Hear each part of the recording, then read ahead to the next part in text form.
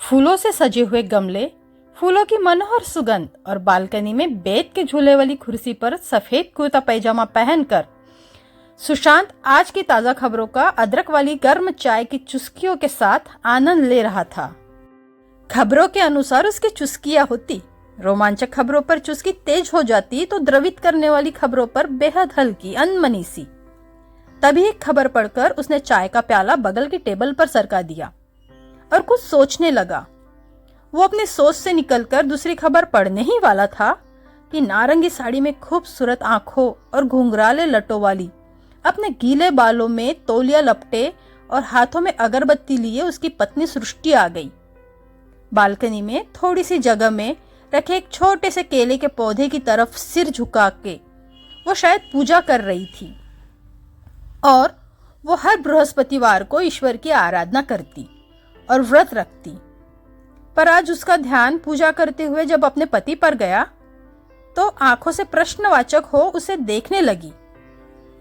पूजा करने के बाद उसने किशमिश का प्रसाद सुशांत के हाथों में रख दिया और फिर बगल ही कुर्सी पर बैठते हुए पूछा, क्या हुआ जी? ऐसी कौन सी खबर आपने पढ़ ली आज? अरे देखती हो कितने कायर और जाहिल इंसान हैं इस दुनिया में। पत्नी ने सब्जी अच्छी नहीं बनाई तो पति ने झगड़ा कर लिया और बर्तन से मारकर पत्नी का सर ही फोड़ दिया। ये गवार, ये जाहिल ऐसे ही करते हैं। स्त्रियों के लिए कोई सम्मान, कोई इज्जत है ही नहीं।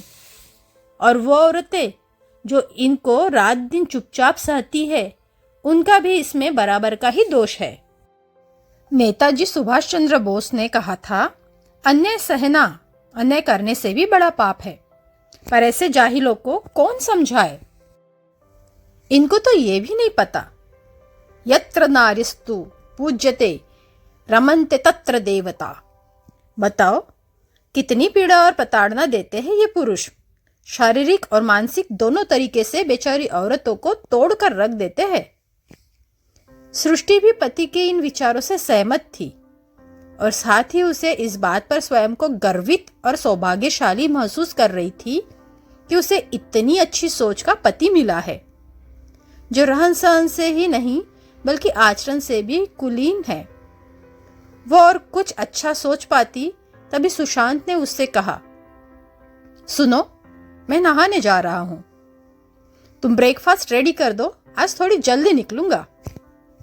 और पत्नी के माथे को चूमते पुचकारते वॉशरूम की तरफ चल पड़ा।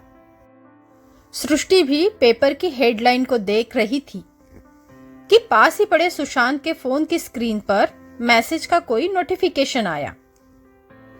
वह इसे रूटीन मॉर्निंग मैसेज समझकर किचन में जाती, उससे पहले ही 5-7 मैसेज घनाने लगे। वैसे तो सृष्टि कभी सुशांत का मोबाइल नहीं देखती, न उसके किसी काम में दखल देती, पर आज वह इन मैसेज के बहाने से ही सुशांत के मोबाइल को देखने लगी।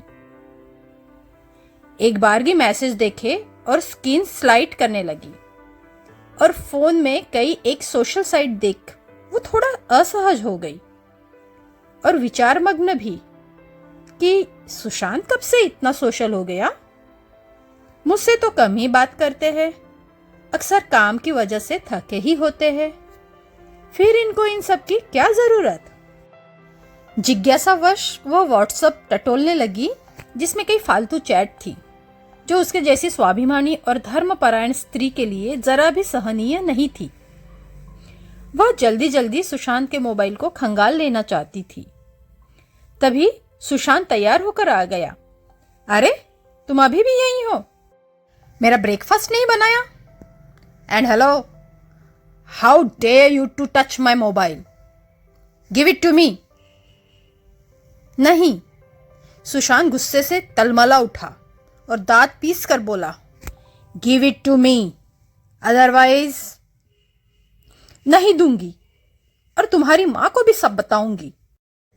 चीखते हुए सुशांत ने अपनी मोबाइल सृष्टि के हाथों से छीन ली और उसको लगभग धकेल दिया। सृष्टि टेबल से जा टकराई और सिसक कर रोने लगी। सुशांत चीख कर उसे और उसके परिवार को उसके संस्कारों को मन भर कोसने लगा और गाली देने के बाद ऑफिस के लिए जा चुका था।